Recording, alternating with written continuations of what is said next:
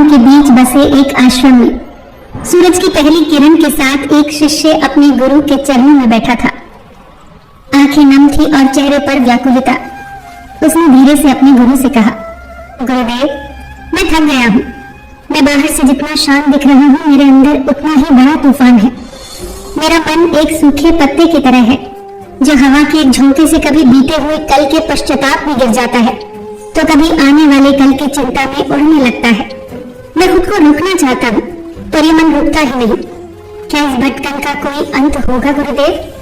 गुरु ने मुस्कुराते हुए कहा, वत्स, तुम वही पूछ रहे हो जो सदियों से हर खोजी ने पूछा है। भगवान श्री कृष्ण से अर्जुन ने भी यही पूछा था। तुम कहते हो मन भटकता है। मन का तो स्वभाव है गति। जैसे नदी का स्वभाव है बहना, हवा का स्वभाव है चलना, वैसे ही मन का स्वभाव है गति। जैसे तुम मुट्ठी में हवा नहीं बांध सकते, वैसे ही तुम मन को दबा नहीं सकते। पर एक बात याद रखना, तुम ये मन नहीं हो, तुम तो वो दृष्टा हो जो इस मन को भटकते हुए देख रहे हो। जब तुम खुद को मन से अलग देखने लगोगे तब भटकना तुम्हारी पीड़ा नहीं बनेगी। पर गुरुदेव, जब ये भटकता है तो अंधेरा सा छा जाता है। मैं ध्यान करना चाहता हूँ, अपना कर्तव्य निभाना चाहता हूँ, पर ये मुझे उन गलियों में खींच ले जाता है जहाँ सिर्फ डर और चिंता है। मैं इसकी पकड़ से कैसे आजाद हूँ?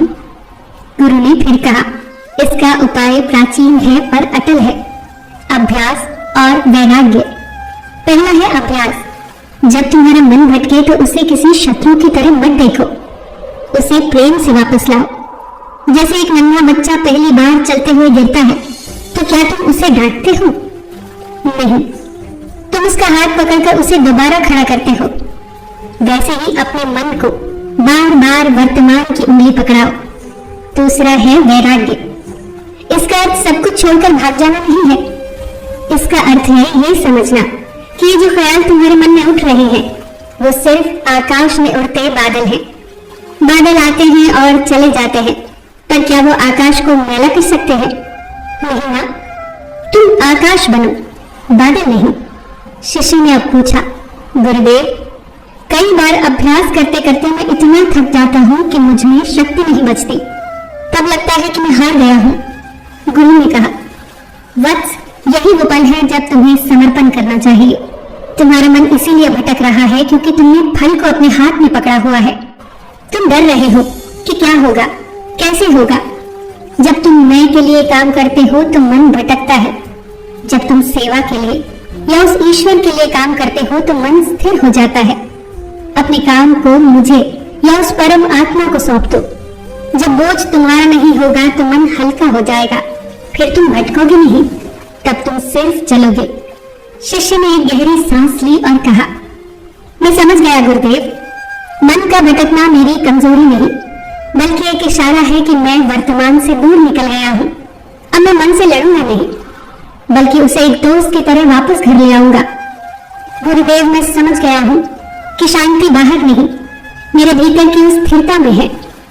गुरु ने कहा, सत्य है, जो मन को अपना मित्र बना लेता है उसके लिए संसार स्वर्ग बन जाता है। बस वर्तमान में लौटाओ, यही लौटाओ, यही तुम्हारी वास्तविक शक्ति है।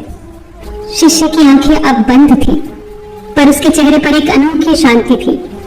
बाहर का शोर अब भी था पर उसके भीतर का तूफान थम चुका था। मन भटकेगा क्योंकि वो जीवित है, पर उसे कहाँ ले जाना है ये फैसला सिर्फ आपका है। आज से ही अपने मन के सारथी बनिए, उसके गुलाम नहीं। जब भी मन भटके तो खुद को दोष मत दो, उसे दबाओ मत, उसे दिशा दो। हर भटकन एक पुकार है वापस लौटाने की, वर्तमान में, अपने भीतर, उस शांति में जो हमेशा तुम्हारी ही थी। याद रखना, मन को हराने की नहीं, उसको समझाने की आवश्यकता है। फिर मिलेंगे दोस्तों।